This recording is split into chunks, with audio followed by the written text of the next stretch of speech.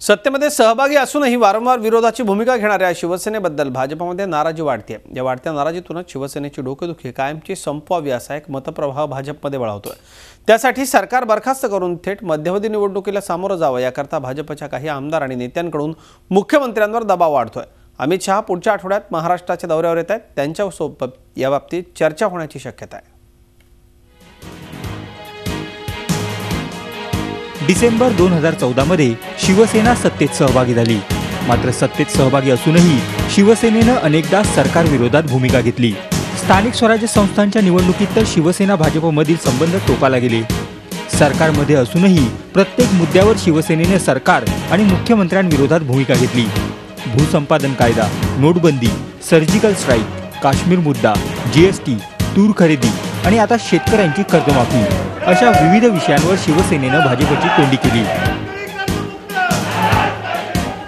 शेतकरी कर्जमाफीच्या मुद्द्यावर तर शिवसेनेच्या मंत्र्यांनी कॅबिनेटवर बहिष्कार टाकण्यापर्यंत टोकाची भूमिका घेतली। शिवसेनेच्या या विरोधाच्या भूमिकेवर भाजपमध्ये तीव्र नाराजीचं वातावरण आहे। त्यामुळे शिवसेनेची डोकेदुखी कायमची संपवण्यासाठी भाजपमधून मुख्यमंत्र्यांवर दबाव वाढतोय। त्यासाठी थेट मध्यावधी निवडणुका घेण्याबाबतही भाजपमध्ये मतप्रवाह आहे। राज्यात यंदा चांगला पाऊस पडण्याची शक्यता आहे। चांगला पाऊस पडला तर शेतकऱ्यांचं आंदोलन थांबेल, तर दुसरीकडे सरकार कर्जमाफी करणार असल्यानं त्याचा फायदा मध्यावधी निवडणुका घेतल्यास भाजपला होऊ शकेल।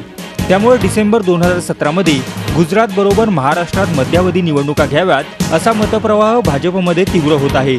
मात्र शिवसेनेला किमान 17 जुलैपर्यंत दुखवायचे नाही असं भाजपनं ठरवल्याचं समजतंय। 17 जुलैला राष्ट्रपती पदाची निवडणूक पार पडल्यानंतर शिवसेनेबाबत भाजप निर्णय घेण्याची शक्यता आहे। 16 जूनपासून भाजपचे राष्ट्रीय अध्यक्ष अमित शहा 3 दिवसांच्या महाराष्ट्र दौऱ्यावर येत आहेत। या दौऱ्यात शिवसेनेबाबत काही निर्णय घेतला जाण्याची शक्यता आहे।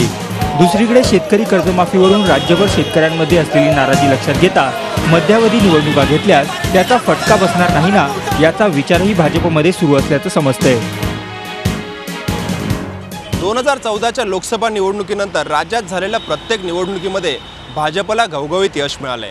स्थानिक स्वराज्य संस्थांच्या निवडणुकीमध्ये मिळालेल्या घवघवीत यशामुळे भाजप नेत्यांचा आत्मविश्वास वाढलाय आणि त्याच जोरावरती राज्यात मध्यावधी निवडणुका झाल्या तर भाजपला एक हाती सत्ता मिळेल असा विश्वास भाजपच्या नेत्यांना आहे।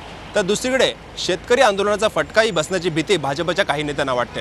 त्यामुळेच मध्यावधीबाबत भूमिका ठरवण्यास भाजपला काहीसं जड जात असावं। व्हिडिओ जर्नलिस्ट संजीव गुप्तासह Deepak Bhatuse, Zee Media, Mumbai. Zee 24 तास रहा एक पाऊल पुढे।